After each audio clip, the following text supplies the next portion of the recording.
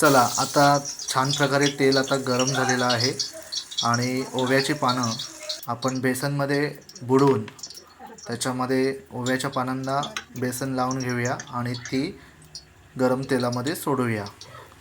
छान प्रकारे लालसर रंगाची भजी झाल्यानंतर आपण काढून घेऊया आणि ती आता आपल्यासमोर एकदम साधी आणि सोपी पद्धत आहे, जास्त मेहनत नाही आहे आणि आता खाऊन खूप मस्त कुरकुरीत क्रंची एकदम।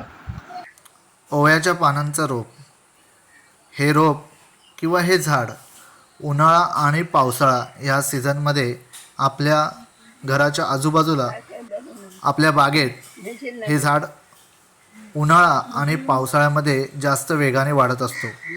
ह्या झाडाला उष्ण आणि दमट वातावरण लागतो, त्यामुळे तो जास्त वेगाने वाढतो।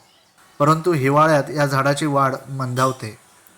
ओव्याचं झाड औषधी गुणधर्मी असल्याने त्या पानांचा वापर सर्दी, खोकला, छातीतील कफ यावर उपाय म्हणून वापरला जातो।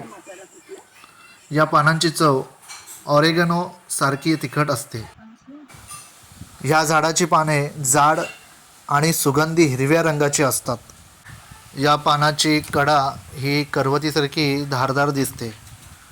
हे पान मांसल किंवा जाड असतो। या पानावर बॅक्टेरिया किंवा इतर कीटाणू वगैरे असू शकतात, त्यामुळे आपण मिठाच्या पाण्यामध्ये स्वच्छ धुवून घेऊया।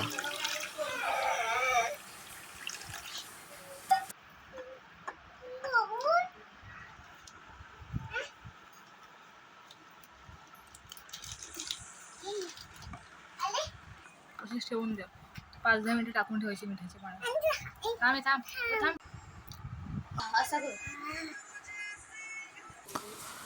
आपण आता बेसन घेतलं आहे आणि त्याच्यामध्ये चवीनुसार मीठ टाकतोय आणि थोडी हळद टाकतोय।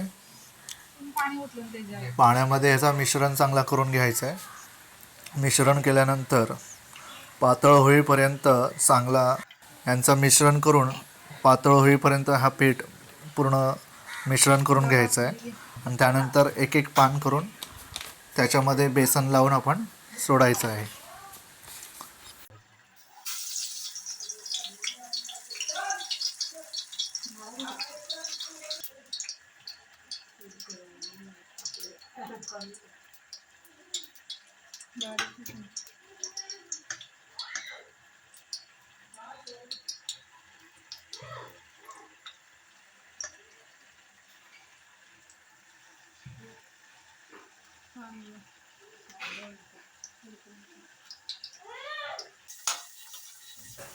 तुम्ही सुद्धा एकदा नक्कीच ट्राय करून बघा आणि आपल्याला सांगा कशा प्रकारे ही भजी होते, कशी टेस्ट लागते याची नक्कीच कमेंट करून सांगा। तर आता भजी आपली तयार झालेली आहे आणि आता आपण रियांशीला पहिली भजी देतोय खायला।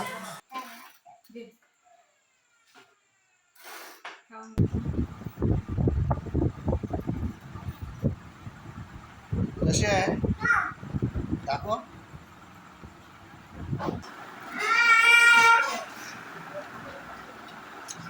खूप मस्त कुरकुरीत क्रंची एकदम, औषधी पण आहे आणि त्याचबरोबर टेस्टीला पण भारी आहे। एकदा करून नक्कीच बघा।